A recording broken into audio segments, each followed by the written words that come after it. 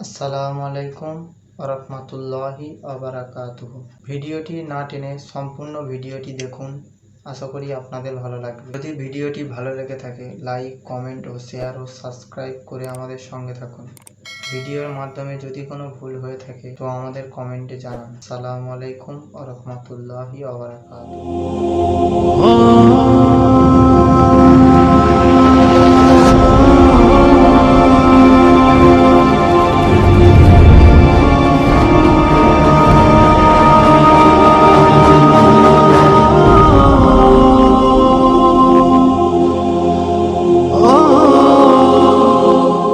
হযরতে আলী রাদিয়াল্লাহু তাআলা কে আল্লাহ এমন পাওয়ার দিয়েছিলেন, জি জি আপনাকে আমাকে অবাক এক সময় হযরতে জিবরাইল ফেরেশতা আল্লাহ পাকের দরবারে আরজু করলেন, আল্লাহ আলীকে আপনি বড় ভালোবাসেন, আপনার নবী হযরতে আলীকে বিরাট ভালোবাসেন, আলী সম্মান আপনি বিরাট দিয়েছেন, হে আমার আল্লাহ হযরতে আলী রাদিয়াল্লাহু তাআলা কে কি টেস্ট করব?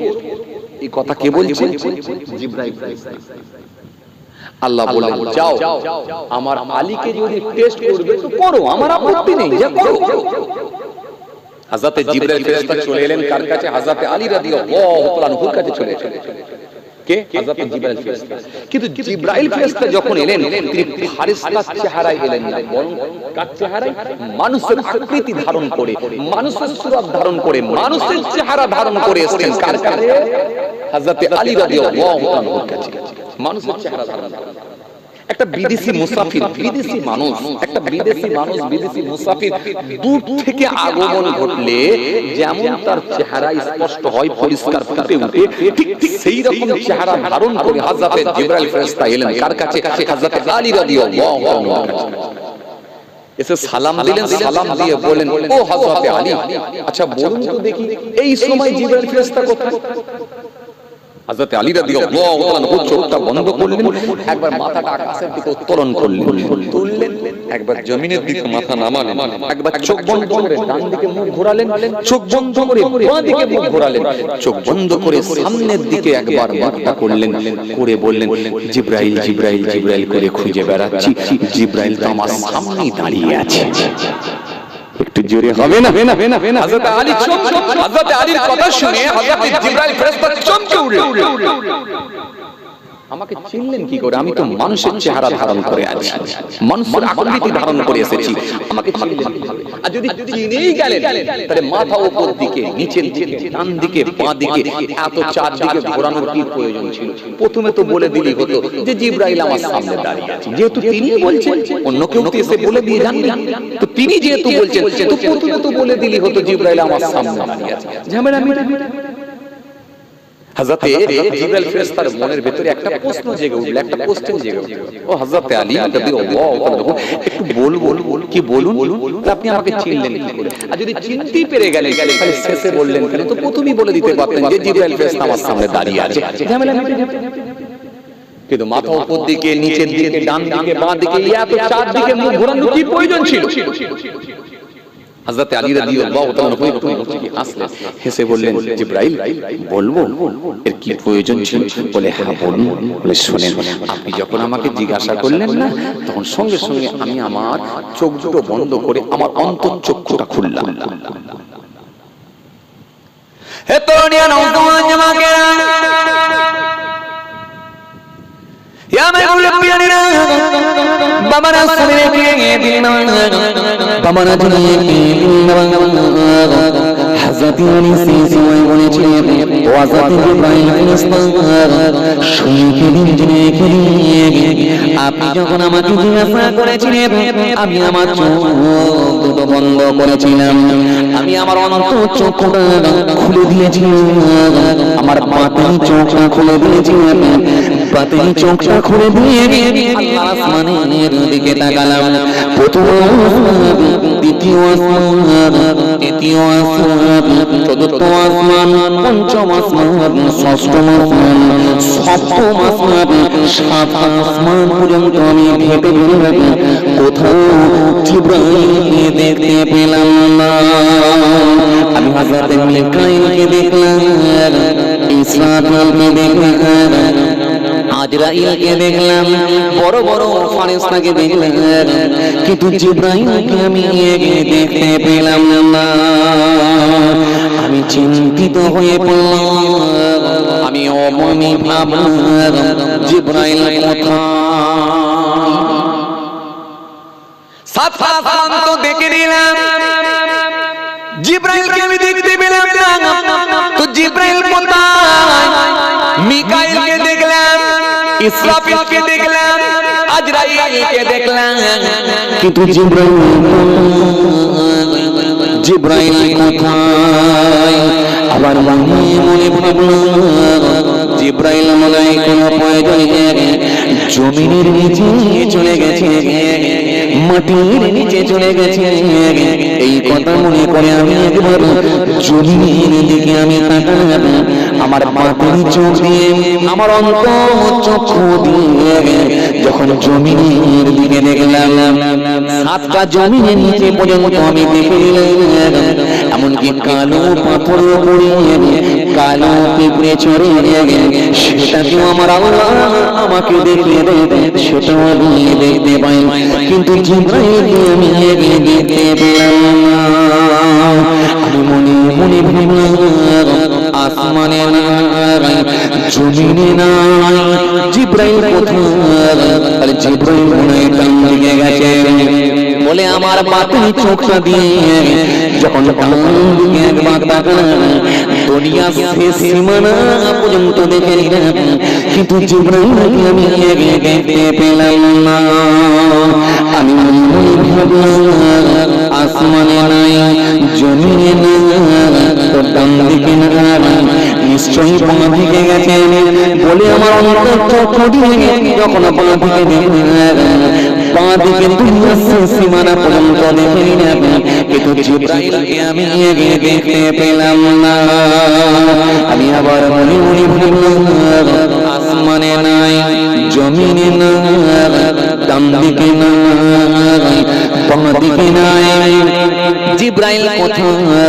জিবরাইল কোথায়? জিবরাইল কোথায়? এই কথা আমি ভাবতে আবার আমি মনে মনে ভাবলাম এখনো দুই দিক বাকি আছে, এখনো দুটো দিক গেছে, হয়তো জিবরাইল সামনের দিকে হবে, না হলে পিছন দিকে হবে। এই কথা মনে করে আমার অন্তর চক্ষু দিয়ে, আমার বাতিল চোখ দিয়ে যখন একবার সামনের দিকে তাকালাম, তখন আমি চিনতে পেরে গেলাম জিবরাইল জিবরাইল জিবরাইল করে খুঁজে বেড়াচ্ছি। জিবরাইল তো মানুষের আকৃতি ধারণ করে আমার সামনে দাঁড়িয়ে আছে।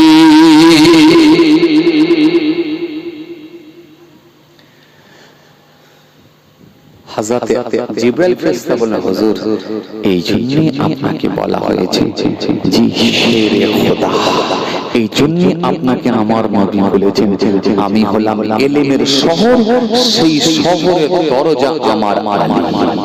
এই জন্যই আল্লাহ আপনাকে বিরাট মার্তবা দান করেছেন, কারণ আপনার বাতিনি চোখ অন্তর চক্ষু খুললে আল্লাহ আপনাকে সবই দেখিয়ে দেন।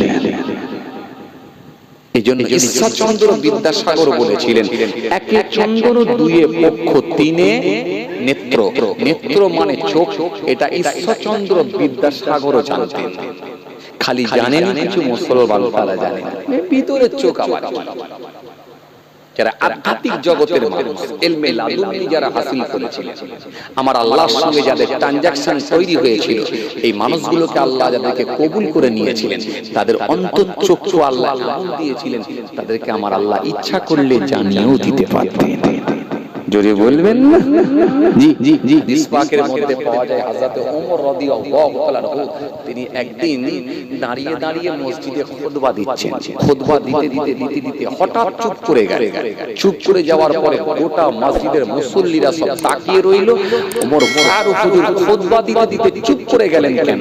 ওমর ফারুক হুজুর একবার গোটা মুসল্লিদের দিকে তাকালেন, তাকিয়ে বলে, ও মুসল্লিরা, তোমরা দেরি করো না, তৈরি থাকো, পাহাড়ের গায়ে থেকে একদল শত্রু তোমাদের উপর আক্রমণ করার জন্য আসছে। আমি ওমর ফারুককে আমার আল্লাহ জানালেন, এই মুহূর্তে আমি জানতে পেরে গেছি।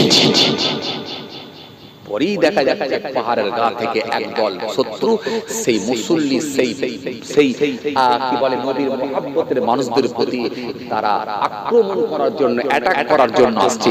ওমর ফারুককে আমার আল্লাহ জানিয়েছিলেন এটাই হলো ইলমে লাদুন্নি, এটাই হলো আধ্যাত্মিক জগতের মানুষ, এটাই হলো বাতিনি চোখ, এটাই হলো ইন্টারনাল চোখ। এই যে ভিতরের চোখটা, এটা যাদেরকে আল্লাহ কবুল করেন তাদেরকেই দান করেন, এটা সবাইকে আল্লাহ দেন না। বুঝে আসছে?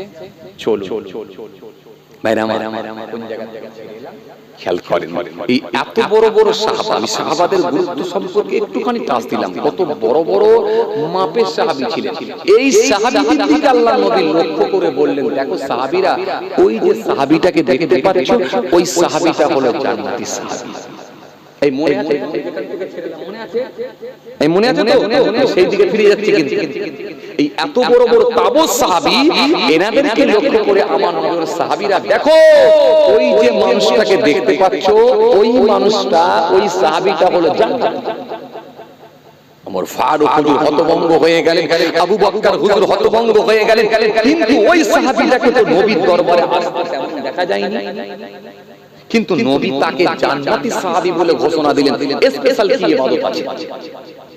আল্লাহু আকবার। চলো চলো খুঁজে বের করো, অন্য সময় খুঁজো স্পেশাল কি এমন আমল আছে, স্পেশাল কি এমন ইবাদত আছে, কেন জান্নাতি বললেন? খোঁজো চলো চলো। ওমর ফারুক হুজুর, শেরে খোদা আলী হুজুর, দুইজন সাহাবী, বিখ্যাত সাহাবী চললেন, চলে ওই সাহাবীর কাছে গেলেন। সাহাবীর কাছে গিয়ে সালাম দিয়ে বললেন, ভাই আপনাকে তো নবীর দরবারে সব সময় দেখতে পাইনি, কিন্তু আপনি কি এমন স্পেশাল আমল করেন যে আপনার উপরে আমার নবী খুশি হয়ে গিয়ে বলেছেন যে আপনি জান্নাতি সাহাবী? একটু জোরে বলবেন না? এই কথা বলার পরে ওই সাহাবীর মনের মধ্যে যেন আনন্দের একটা বাতাবরণ তৈরি হয়ে গেল, খুশির একটা জোয়ার তৈরি হয়ে গেল। তিনি খুশি মনে বলে, আলহামদুলিল্লাহ, আমার নবী যখন বলেছেন আমি আল্লাহর দরবারে শুকরিয়া আদা করি, আমার নবী ঘোষণা দিয়েছেন আমি তবে তেমন কিছু ইবাদত করি না। উনি বলছেন আমি তেমন কিছু ইবাদত করি না। যখন বলেছেন তেমন কিছু ইবাদত করি না, তখন এই সাহাবী, বড় বড় মাপের সাহাবী, তিনি বলছেন না, ইবাদত তো কিছু না কিছু ভালো আছেই, নালে নবী বললেন নিশ্চয়ই তুমি বলতে চাইছো না। আল্লাহু আকবার। সাহাবী সেই সময় বলেছিলেন, ওয়াল্লাহি নবী সাহাবী ওয়াজাবি আবু বকর রাদিয়াল্লাহু তাআলা ওয়াজাবি ওমর ফারুক রাদিয়াল্লাহু তাআলা। আপনাদের ইবাদত আমার থেকে অনেক বেশি আছে, আমার ইবাদত আপনাদের তুলনায় কম। কেন আপনারা দুইজন বড় বড় পেশাবী, আমার নবীর কাছে আপনারা সর্বসময় ছায়ার মতো লেগে থাকে। আমার নবীর কাছে আপনারা সর্বসময় ছায়ার মতো লেগে থাকেন, আপনাদের ইবাদতটা আমার থেকে অনেক বেশি। কে বলছেন? ওই সাহাবী। যখন এই কথা বলেছেন, সাহাবী ওমর ফারুক, সাহাবী হযরত আবু বকর হুজুর বললেন, না চলো তোমার বাড়িতে যাব, তোমার বাড়িতে গিয়ে আমরা থাকবো। কি খুঁজতে যাচ্ছে? ইবাদত, আমল। আর আমরা কি খুঁজি? কি খুঁজি বলো? আমরা কিসের ঠিকানা চাই? কিসের ঠিকানা চাই? হ্যাঁ ভাই, ওই মিস্ত্রিটা কোথাকারের? কাজ করেছে তো। আমরা রং মিস্ত্রি অ্যাড্রেস খুঁজি, আমরা রাজমিস্ত্রির অ্যাড্রেস খুঁজি, আমরা পাথর মিস্ত্রির অ্যাড্রেস খুঁজি, কিন্তু তিনারা খুঁজতে যাচ্ছেন কি? আমল নীতি।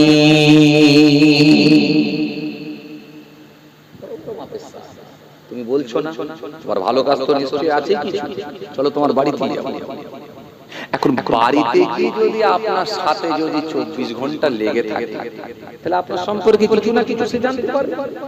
কথা বলে একেবারে আপনি যে বেডরুমে ঘুমাচ্ছেন ওই বেডরুমের নিচেতে সে ঘুমাচ্ছে, একেবারে আপনি যে টয়লেট ব্যবহার করছেন টয়লেটের বাইরে দাঁড়িয়ে আছে ছায়ার মতো লেগে থাকলে তাহলে মোটামুটি আপনাকে জানতে পারবে। কথা বলে জানতে পারবে কি জানতে পারবে কি পারবে না পারবে। এখন এই দুইজন সাহাবী ওই সাহাবী কয়েকদিন থেকে দেখলেন না আমল তো তেমন কিছু দেখতে পাচ্ছি, আমল যে একেবারে নাই, আর তেমন বিরাট কিছু আমল নয়, আর আমল যে একেবারে না এমনটাও নয়, আর বিরাট আমল আছে এমনটাও নয়। তবে সাহাবীর ভিতরে একটা জিনিস দেখা যায়, সাহাবী নফল ইবাদত করেননি, তবে ফরজ ইবাদত ছাড়েননি। নামাজের টাইম হয়ে গেলে নামাজ পড়লেন, রমজান মাসে ফরজ আদায় করলেন, ফরজ ইবাদতগুলোকে বাদ দিলেন, কিন্তু নফল ইবাদত তিনি তেমন করেননি। দুইজন সাহাবী বুঝতে পেরে গেলেন, জানতে পেরে গেলেন, দুইজন সাহাবী